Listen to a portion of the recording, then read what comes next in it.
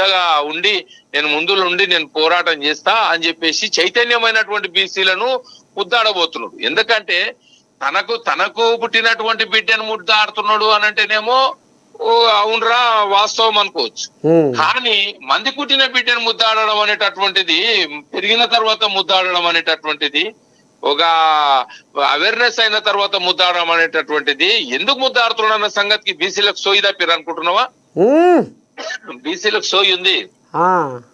దీని మీద నీకు చిన్నది ఒక 30 సెకండ్ల చిన్న స్టోరీ చెప్తా. ఒక తండ్రి ఇంట్లో పొలం చేసిండంట, వ్యవసాయం చేసిండు, కరిగేట కట్టిండు, తుకం పూసిండు, తుకం పీకిండు, 5.5 మన ఏంది వరి నాటిండు. వరి నాటినాక వరి పెరిగింది, నీళ్లు కట్టిండు, పురుగులకు పాములకు దీనిలకు అన్నే పొలాలకన్నే రాత్రిపూట బాక్స్ కట్టుకొని పోయి అన్నే వండుకున్నాడు. మోటార్ ఆగిపోయినా కరెంటు పోయినా నీళ్లు పెట్టిండు, కోత కూసిండు, కుప్ప కూసిండు, కల్లం చేసిండు. కల్లంలో గింజలు వచ్చిన తర్వాత అప్పులోనికి అప్పు కట్టిండు, ఇంట్లో కొన్ని గింజలు తీసుకొచ్చిండు. ఆ గొడ్లు తీసుకొచ్చిన తర్వాత దాన్ని గిర్నికేసి బియ్యం కట్టి ఇంట్లో నెట్టు వాడేసేసినాక దాంట్లోకి వెళ్ళి కొన్ని బియ్యం తీసుకున్నదంట వాళ్ళ భార్య. అన్నం వండింది. అన్నం వండిన తర్వాత అన్నం అయిన తర్వాత మా తల్లిలో పెట్టుకున్నాడు పిల్లగాడు. ఇట్లా పిల్లలు చదువుకొని ఉంటారు కదా, ఇట్లా చాలా మంది పిల్లలు విద్యార్థులకు ఏం తెలియదు బియ్యం ఎట్లకెళ్ళి వచ్చినాయంటే డిమార్ట్లకి వెళ్ళి వచ్చినాయి, లేకపోతే ఏదన్నా ఒక కిరాణా షాప్లకి వెళ్ళి వచ్చినాయన్న పరిస్థితులు ఉన్నారు పిల్లలు. అయితే పొలంలోకి వెళ్ళి వచ్చినాయన్న సంగతి, పొలంలోకి వెళ్ళి వచ్చినాయి బియ్యం. వచ్చి బియ్యం కడిగింది, వాళ్ళ అమ్మ అన్నం వండి పెట్టింది పిల్లగానికి. తీన్మార్ మళ్ళని వచ్చిందట. వచ్చి ఇంతసేపు కష్టపడ్డది కన్న తండ్రి.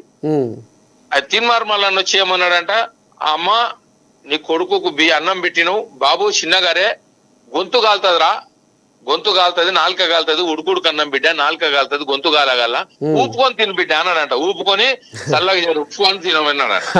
అప్పుడు ఏం చేసిండు, పురుగులకు పాములకు కన్న తల్లిని కన్న తండ్రిని శ్రమను కష్టము బాధలు కన్నీళ్లు మొత్తం మర్చిపోయినట్ట పిల్లగాడు. తీన్మార్ మల్లన్న ఒక్కని గుర్తు పెట్టుకొని ఏం మల్లన్న అబ్బా మామూలు మల్లన్న కాదే అమ్మ ఏమి ఊపుకొని తినమన్నాడమ్మా నన్ను చెప్పేసి తల్లిదండ్రులను ఎదిరించి తీర్మానం మల్లన్న ఎంబడి వెళ్ళిపోయినాడు. తీన్మార్ మల్లన్న ఎంబడి వెళ్ళిపోయి ఊదుకొని తినమన్నాడు. ఏమైందిరా నీకు, నేను బతికి బయటపడ్డా, ఊదుకొని తినమన్నాడు నన్ను ఊదుకొని తినమని చెప్పిండు తీన్మార్ మల్లన్న. అంటే మొత్తం అయిన తర్వాత సాకి సంతరించి పిల్లలను పెద్దగా చేసుకొని కష్టపడి కన్నమ్మ తిప్పలు పడి ఉన్నాక మాయమాటలు చెప్పేటోళ్ళు మార్కెట్ లో చాలా మంది తిరుగుతారే. ఒక వస్తువు మార్కెట్ లో వెళ్ళిందంటే దాన్ని అమ్మడానికి చాలా మంది తిరుగుతారు. దానికి సుదీర్ఘంగా ఏంది ఏం కథ, న్యాయము ధర్మము ప్రతి ఒక్కటి మర్చిపోయినటువంటి పరిస్థితులు ఏం లేరు, అన్ని గుర్తొస్తాయి జనాలకు. అయితే మరి తీర్మానం మళ్ళీ కథ ఉత్తబుర్ర అయితట్టుగా నువ్వు చెప్పిన సామెత పెట్టి చూస్తే, అయ్యో ఉత్తబుర్ర అనేటటువంటిది కష్టం చేయాలి, పని చేయాలి, జాతికి రుణపడి ఉన్నాడు, బీసీ జాతిలో పుట్టిండు కాబట్టి ఈ బీసీకి సేవ చేయాలి. ఆయన సేవ ఈ భూమి మీద పుట్టినటువంటి ఈ గడ్డ మీద పుట్టినటువంటి రుణం తీర్చుకున్న వాడైతాడు, లేకపోతే బీసీల రుణంలో పడిపోతాడు. ఎందుకంటే ఆయన ఎమ్మెల్సీ అయ్యిండు. ఎవరి వల్ల అయ్యిండు? బీసీల వల్ల అయ్యిండు. బీసీల యొక్క సేవ వల్ల బీసీలకు నేను రుణపడి ఉన్నా అని చెప్పేసి ఎమ్మెల్సీ అయిన తర్వాత గుండెలు బాదుకున్నాడు. మరి ఎమ్మెల్సీ కాకముందుకు ఇదే నేను బీసీల పక్షాన ఉంటా అనేటటువంటి ఆలోచన ఎప్పుడు రాలే.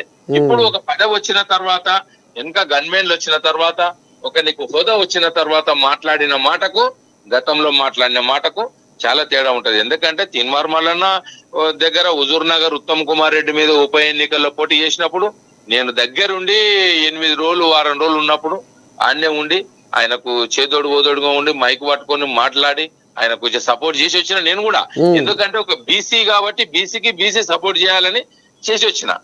కానీ అధికారం ఉన్నప్పుడు అధికారం లేనప్పుడు అందరినీ మర్చేటటువంటి, ఇంకోటి వ్యక్తిగత జీవితానికి సమాజంలో మాట్లాడే మాటకు చాలా తేడా ఉంటది మల్లన్నది. వ్యక్తిగతంగా ఎట్లుంటది అంటే చాలా రఫ్ ఉంటాడు ఆయన, చాలా రఫ్ ఉంటాడు.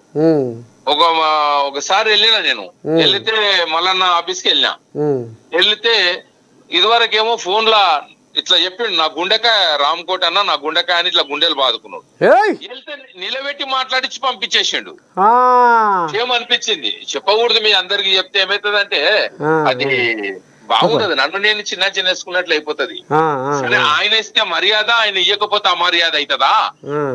నీవు మర్యాద ఇచ్చేదే ఉంటది మళ్ళా అనుకుని నా మనసుకు అనుకొని వచ్చినా ఆ బాధ నీతో చెప్తున్నా.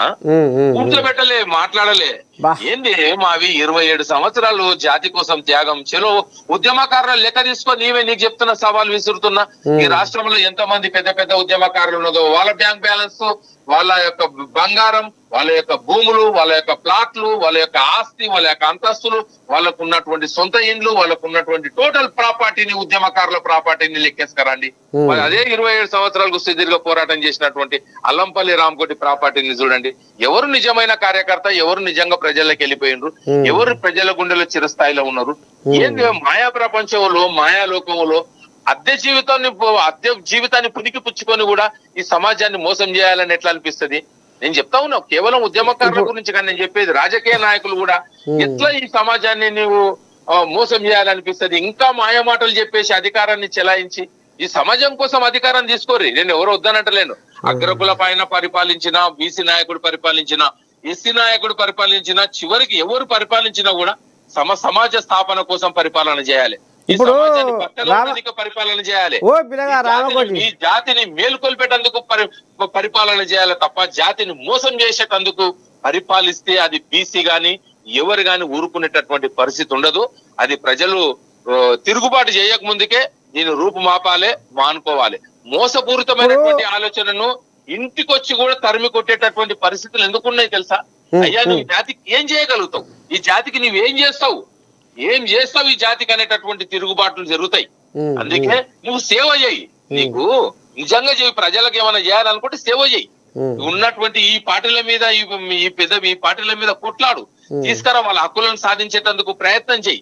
వాళ్ళని మేలుకొల్పు. వాళ్ళకు ఉన్నటువంటి ఆలోచనని పునరుద్ధరించు. వాళ్ళని గొప్ప వాళ్ళని తయారు చేయి. ఆకలి, అమాయకత్వం, అజ్ఞానం, పేదరికం కింద ఉన్నటువంటి ఈ పేద ప్రజలను అవేర్నెస్ చేయడానికి పనికి రావాలా మన ఉద్యమాలు తప్ప ఇప్పుడు చేయడానికి ప్రయత్నం చేయొద్దు. ఇప్పుడు తీర్మార్ మళ్ళీ తోటి సోబత్ చేసినావు, ఆయన ఇంట్లో ఏ వారం చూసినావు, బయట ఏ వారం చూసినావు, తెర లోపల ఎట్లా ఉంటాడు, తెర బయట ఎట్లా ఉంటాడు.